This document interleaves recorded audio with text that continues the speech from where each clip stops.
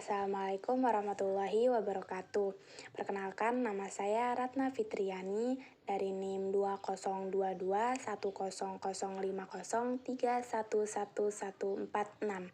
Saya dari Ilmu Pemerintahan kelas C Universitas Muhammadiyah Malang. Saya akan membahas tentang kode etik dokter. Selanjutnya di sini saya akan membahas tentang kode etik profesi. Apa itu kode etik profesi? Kode etik profesi merupakan suatu tatanan etika yang telah disepakati oleh suatu kelompok masyarakat tertentu.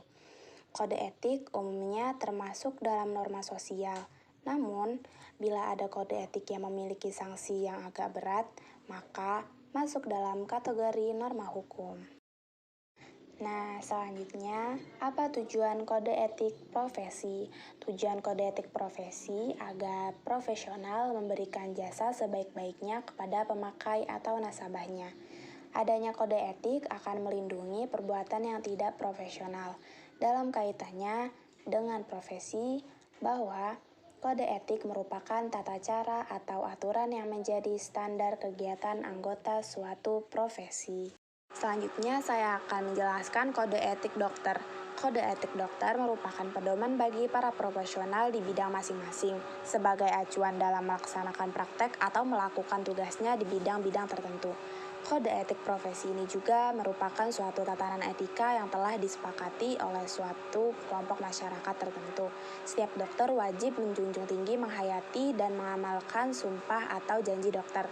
Seorang dokter wajib selalu melakukan pengambilan keputusan profesional secara independen dan mempertahankan perilaku profesional dalam ukuran yang tinggi.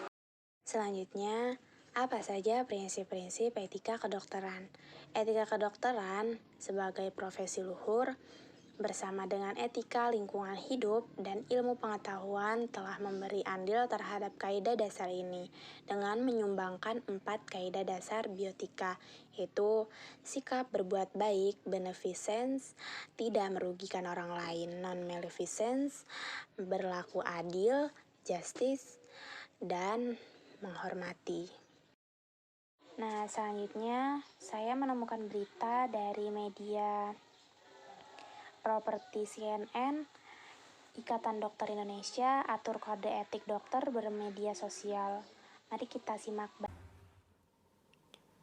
Majelis Kehormatan Etik Kedokteran Pusat Ikatan Dokter Indonesia mengeluarkan fatwa etik dokter dalam aktivitas bermedia sosial.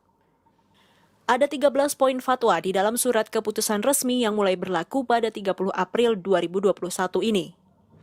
Poin fatwa tersebut diantaranya adalah sisi positif negatif media sosial, pemberantasan hoaks, pemisahan akun edukasi dan pertemanan, ekspresi sebagai hak privat, serta seleksi pemasukan pasien ke daftar pertemanan. Ketua Majelis Kehormatan Etik Kedokteran Pusat IDI, Bukovisa Prawiroharjo menyatakan, fatwa ini akan menjadi acuan detail dan jelas bagi dokter dalam menggunakan media sosial. Tapi tentu kan kita juga menyadari ada ekspektasi masyarakat ya. Kami kan sebagai profesi yang ya punya nilai di mata masyarakat juga, dan juga dalam hal kita juga punya sumpah dan etik kedokteran. Jadi hal itu imbanglah kita sisinya imbang. Jadi apresiasinya ada, tanggung jawabnya juga ada. Nah, bagaimana bertanggung jawabnya? Kita perlu untuk kemudian membuat acuan teknisnya supaya jadi rujukan lah, jadi acuan secara teknis untuk dilakukan gitu sama teman-teman. Kan sebelum ini kan belum ada ya.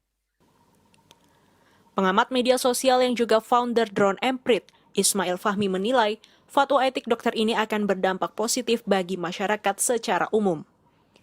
Informasi terkait kesehatan dan kedokteran akan diterima oleh publik dengan lebih spesifik. Namun dampak positif tersebut akan tercapai jika para dokter menjalankan seluruh fatwa tersebut dengan baik. Pertama, saya simpulkan bahwa ini kembali kepada dokter itu sendiri, apakah mereka berkenan untuk kemudian punya 2 akun di tengah kesibukannya. Dan kalau seandainya mereka berkenan, artinya akan banyak permunculan kanal, akun yang spesifik terkait dengan profesi kedokteran. Dan semakin banyak konten-konten seperti ini, akun-akun seperti ini, saya kira akan sangat positif, karena akan fokus di sana, sehingga publik pun juga akan mendapatkan edukasi yang luar biasa lebih banyak ya di media sosial. Pertengahan April lalu sebelum terbitnya fatwa etik dokter ini, media sosial Indonesia dihebohkan oleh konten salah satu dokter yang dinilai melecehkan kaum wanita. Kasus itu berujung pada pemberian sanksi pembekuan kegiatan selama 6 bulan. Fatwa etik dokter ini akan terus disosialisasikan dan bersifat mengikat bagi seluruh dokter di Indonesia.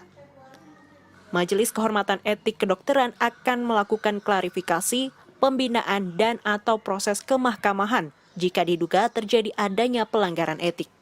Siva Maulida, Kurnia Yuniarwan, Jakarta.